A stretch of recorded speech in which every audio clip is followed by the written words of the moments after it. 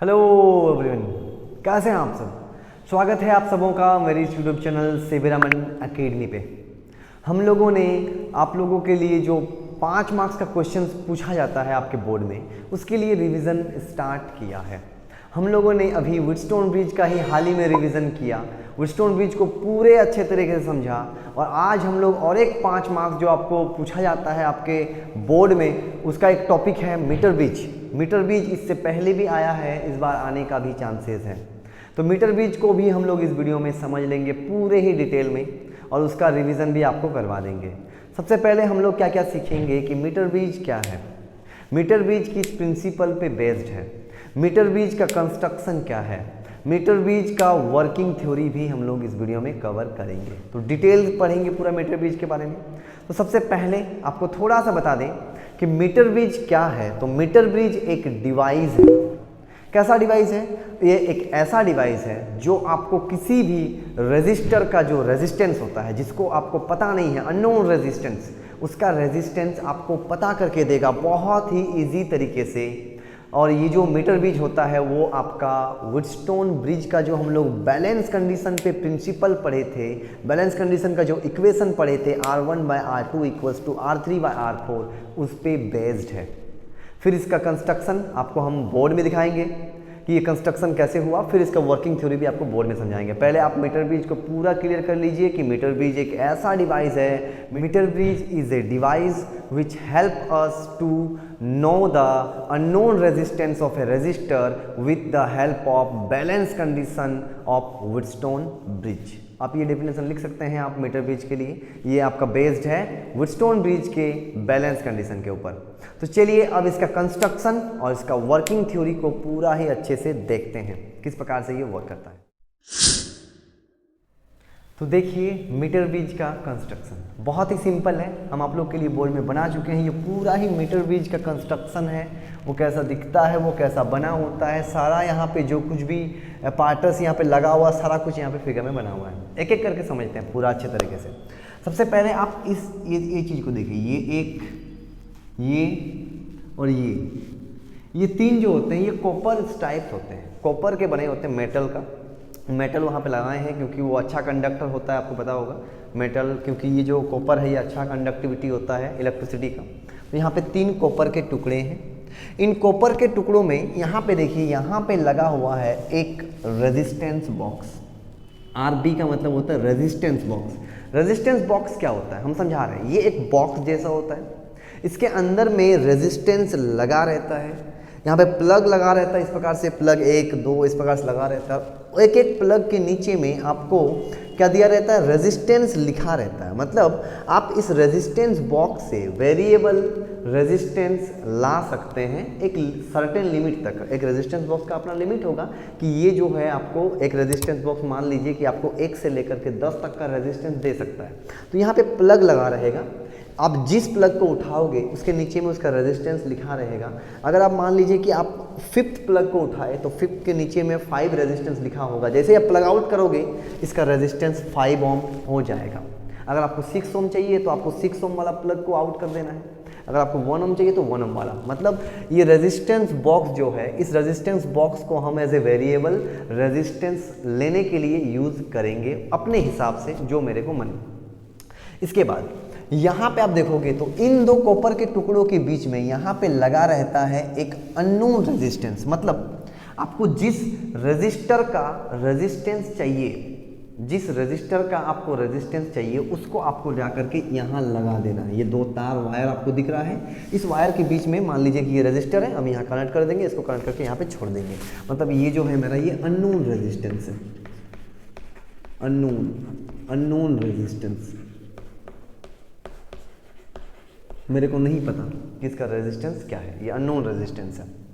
उसके बाद आप देखोगे तो ये जो पॉइंट A और पॉइंट B दिख रहा है, यहाँ पे आपको एक स्केल दिया हुआ है, ये दिख रहा है, ये स्केल है, मीटर स्केल, सेंटीमीटर में इसका रीडिंग होता है।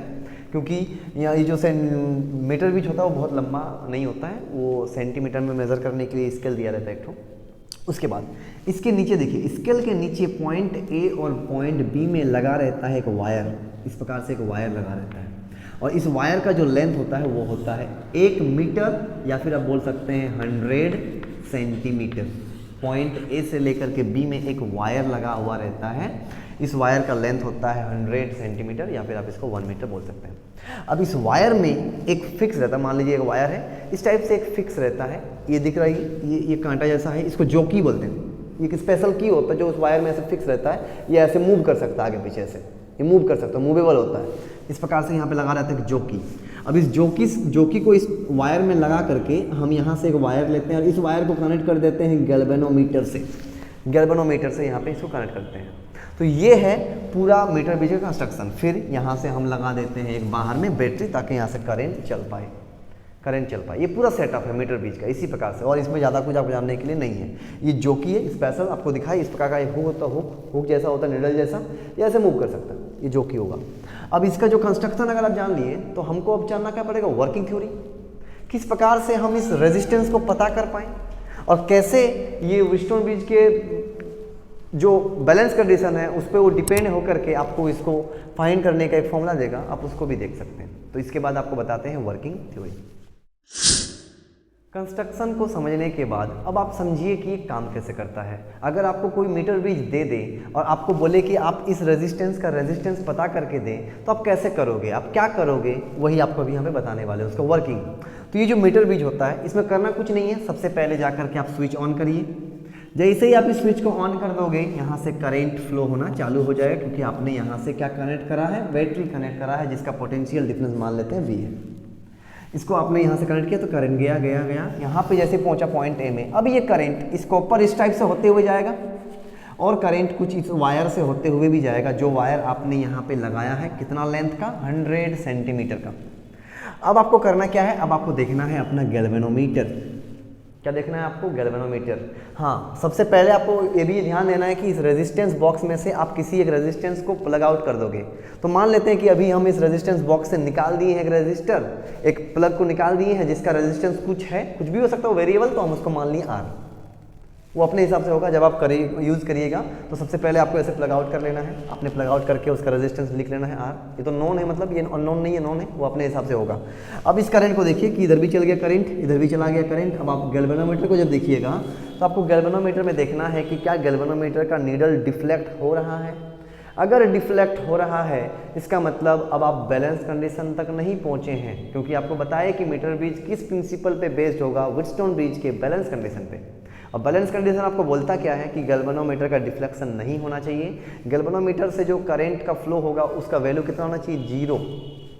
तो अगर ये डिफ्लेक्शन करेगा तो अब आपका काम क्या होना चाहिए, अब आपका होना चाहिए कि आपने जो इस वायर में लगाया है, जो कि इस प्रकार का ये होता है, इसको वायर से कनेक्ट किया हुआ है, इस जोकी को अब आपको मूव करना पड़ेगा, ऐसे धीरे धीरे मूव करना पड़ेगा। और मूव कर करके आपको गैल्वेनोमीटर देखना पड़ेगा।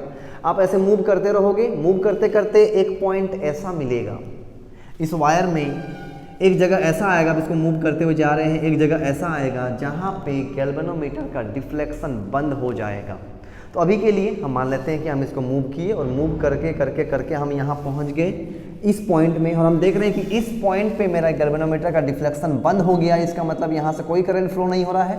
अब हम बैलेंस कंडीशन को प्राप्त कर लिए। तो हम मान लेते हैं कि ये पॉइंट मेरा C है, इस पॉइंट को हम C मानते हैं। अब ये जो पॉइंट C है, इसका लेंथ आप मेजर कर ले सकते हैं इस स्केल की मदद से कि ये पॉइंट C कहाँ पे आया इस स्केल पे। तो इस स्केल की मदद से हम इसका लेंथ निकाल सकते हैं। तो अभी के लिए हम मान लेते हैं कि ये जो पॉइंट मेरे को मिला जहाँ पे गैल्वेनोमीटर कोई डिफ्लेक्शन नहीं दिखाया, इसका लेंथ है L, इसका लेंथ L। अगर पॉइंट A से पॉइंट C का लेंथ को हम L मानेंगे तो बताइए, तो पॉइंट C से B का लेंथ कितना होगा, तो ये होगा 100 माइनस L। पूरा तो आपका 100 है, तो ये हो जाएगा 100 माइनस L। कहाँ से कहाँ, A से C को हम L माने हैं। ये वो लेंथ है जहाँ पे गैल्वेनोमीटर का कांटा जो हुआ वो डिफ्लेक्ट करना बंद कर गया, इस लेंथ को L मान लिए, तो ये हो गया 100 माइनस L। अब आप देखिए, अब आप पहुंच चुके हैं व्हीटस्टोन ब्रिज के बैलेंस कंडीशन पे। लेकिन व्हीटस्टोन ब्रिज के बैलेंस कंडीशन पे होता क्या है formula, R1/R2 equals to R3/R4। यहाँ पे आपको दो रेजिस्टेंस दिख रहा है, R1 नीचे होता था R2। आप व्हीटस्टोन ब्रिज का फिगर शायद आपको होगा, वहाँ पे थोड़ा दिखा देंगे आपको। आप देख लीजिए यहाँ पे स्क्रीन में, यहाँ पे एक व्हीटस्टोन ब्रिज का फिगर है जहाँ पे आप देखिएगा कि हम लिए थे ऊपर में R1, नीचे में लिए थे R2, उधर लिए थे R3 और नीचे लिए हैं आपका R4। मतलब यहाँ पे ये मान लेते हैं कि मेरा R1 है, ये R1 होगा, तो इसके नीचे कहीं पे मिलना चाहिए मेरे को R2। तो ये देखिए कि ये वायर है, ये वायर अब वायर से होकर के करंट जाएगा तो वायर का अपना रेजिस्टेंस होगा, सभी वायर का होता है, तो इसका अपना रेजिस्टेंस है।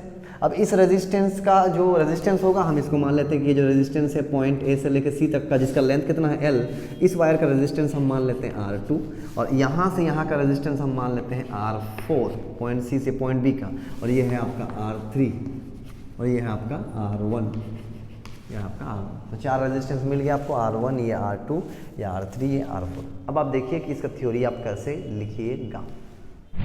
तो अब देखिए आप थ्योरी को कैसे, इसका थ्योरी आप लिखिएगा, कैसे आप इसका फॉर्मूला निकालिएगा अननोन रेजिस्टेंस को फाइंड करने के लिए। तो यहाँ पे देखिए आप, अब सबसे पहले बैलेंस कंडीशन पे हमको पता है कि R1/R2 इक्वल्स टू R3/R4 होता है। यहाँ पे हमको 4 रेजिस्टेंस दिख रहा है, ये R1, ये R2, ये R3 और ये R4। R2 कौन से वायर का रेजिस्टेंस है जिसका लेंथ कितना है L। R4 कौन से वायर का रेजिस्टेंस है जिसका लेंथ कितना है 100 - L। तो चलिए हम लोग एक फॉर्मूला पढ़े थे रेजिस्टेंस के लिए, रेजिस्टेंस जब हम लोग पढ़े हैं करंट इलेक्ट्रिसिटी में, तो वहाँ पे फॉर्मूला पढ़े थे R equals to row L/A, जहाँ पे रो क्या होता है रेजिस्टिविटी, L क्या होता है लेंथ, और A क्या होता है एरिया। उसी का हेल्प लेके हम R2 और R4 को निकाल लेते हैं। चलिए अब देखिए बैलेंस कंडीशन में R1/R2 R3/R4 हुआ। अब R1 की जगह पे मेरा क्या है, रेजिस्टेंस बॉक्स से मिल जाएगा मेरे को R, हम इसको R माने तो R लिख दिए। R3 क्या है मेरा, R3 मेरा अननोन है जिसको हम क्या माने X, तो हम यहाँ पे लगा दिए X। अब इसके बाद देखिए आप R2 क्या लिख पाएंगे, तो रेजिस्टेंस का फॉर्मूला तो रो, रेजिस्टिविटी रो, लेंथ कितना है R2 जिस वायर का है वो कितना लेंथ का है L, आप यहाँ पे लिखोगे L, और नीचे में एरिया के लिए A, ये हो गया।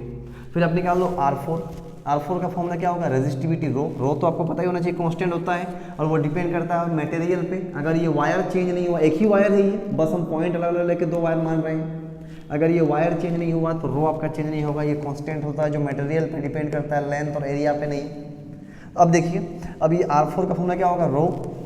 अब जो R4 है वो कितना लेंथ का है 100 - L, तो आप यहाँ पे लिखोगे, यहाँ लिख दे रहे हैं 100 - L। और इस वायर का एरिया कितना है, अगर यहाँ तक का एरिया आपका, ये क्रॉस सेक्शन एरिया लेते हैं ना, तो ये जो वायर होता है, ये क्रॉस सेक्शन एरिया अगर यहाँ पे आपका A है तो पीछे तरफ भी तो A ही होगा, एक ही एरिया का तो जाएगा ये क्रॉस सेक्शन एरिया। मतलब यहाँ का अगर एरिया A है तो पूरा क्रॉस सेक्शन एरिया क्या होगा, A ही होगा, मतलब यहाँ पे एरिया आ जाएगा A। अब देखिए क्या कट रहा है, A तो कट गया, रो कट जाएगा, एक A कट जाएगा, A कट गया तो क्या बच गया, यहाँ बच गया R/L X 100 - L। आपको X निकालना है तो ये डिवाइड में है, ऊपर चल जाएगा तो यहाँ चल जाएगा इनटू, मतलब जो आपको फाइनल फॉर्मूला आएगा वो क्या आएगा, वो यहाँ पे हम लिख दे रहे हैं। जो आपको फाइनल फॉर्मूला आएगा वो कुछ आएगा इस टाइप का, यहाँ पे R/L, यहाँ पे X 100 - L, तो जो X निकल के आएगा यही तो अननोन है, X क्या आएगा R/L, ये डिवाइड में था इधर चला जाएगा तो आपको 100 - L, ये बनेगा आपका अननोन रेजिस्टेंस का फॉर्मूला। और ये आसान है, आप ये अपने एक्सपेरिमेंट से कर सकते हैं। आपके पास मान लीजिए मीटर ब्रिज है, सबसे पहला काम आप रेजिस्टेंस बॉक्स से रेजिस्टेंस निकाल लीजिए। मान लीजिए आप 2 ओम का निकाले हैं तो R के जगह पे आपको 2 रखना पड़ेगा, ये तो आप खुद निकाले है ना। फिर आप क्या करोगे, आप ये L का मतलब क्या है, L का मतलब आप इस कैलकुलेटर ऐसे ऐसे करोगे, जिस पॉइंट पे रुक गया आप वहाँ पे स्केल पे देख लो क्या रीडिंग है, आप यहाँ बैठा दो L। अब ये L अगर है तो यहाँ पे 100 - L कर दी, मतलब दोनों काम आप खुद कर सकते हैं। अब इसके मदद से आप अननोन रेजिस्टेंस आराम से निकाल सकते हैं। बस ये कैलकुलेशन करना है, R/L, R तो आप खुद निकालोगे, L तो आप देख लेना है स्केल से, बस हो गया R/L, और यहाँ पे 100 - L। जो भी कैलकुलेशन आएगा वो उस रजिस्टर का क्या होगा, रेजिस्टेंस होगा। तो ये था पूरा मीटर ब्रिज, आसान था, बहुत ही आसान था। अगर आप 1-2 बार इसको रिवीजन कर लोगे तो आराम से आप इसका 5 मार्क्स का क्वेश्चन अगर आता है तो आप उसको लिख भी पाओगे और आपका 5 मार्क्स सिक्योर भी हो जाएगा। तो इसके बाद हम लोग 5 मार्क्स का और एक टॉपिक लाएंगे मैग्नेटिज्म के ऊपर, और मैग्नेटिज्म का बायोट-सेवर्ट लॉ। तो मिलते हैं आपके साथ नेक्स्ट वीडियो पे बायोट-सेवर्ट लॉ के साथ।